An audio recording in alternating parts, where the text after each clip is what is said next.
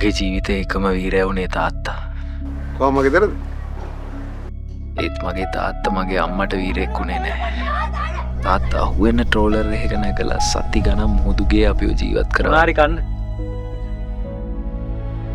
උඹ මං වගේ ජීවිතේ වරද ගන්න එපා පුතේ. ෂෝන් පුතා තමුසේ නරක කොල්ලෙක් නෙමෙයි.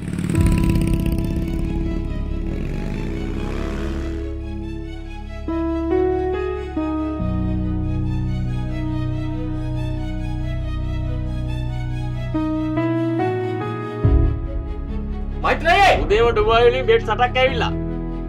ආශාන් අපසලත් නේ ඔට්ටුකාර. ඒක මෙතන තියෙන ප්‍රශ්නේ.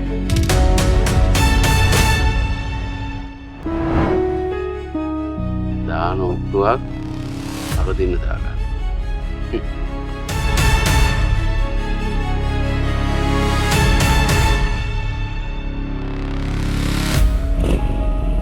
මගේ ඇස් දෙකෙන්ම දැකලා තින ඕක තමුසගේ අම්මට දෙන පරිප්පුව. කවුරුත් නෑ කියලා කිව්වනේ.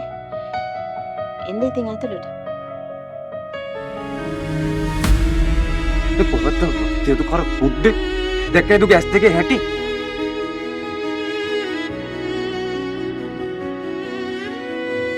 පැලෙන්නේ මම ගෑනුවගේ.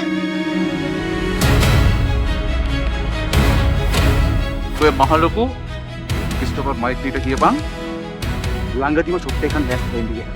ඒක නන්ද අපේ ගෙදර හංගපන්. උඹම ඵලයන්.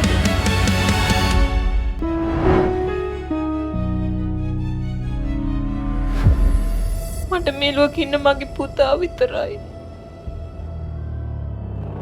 තාත්තරයි මටයි හොඳ මේකෙන් වැරදිලා දී.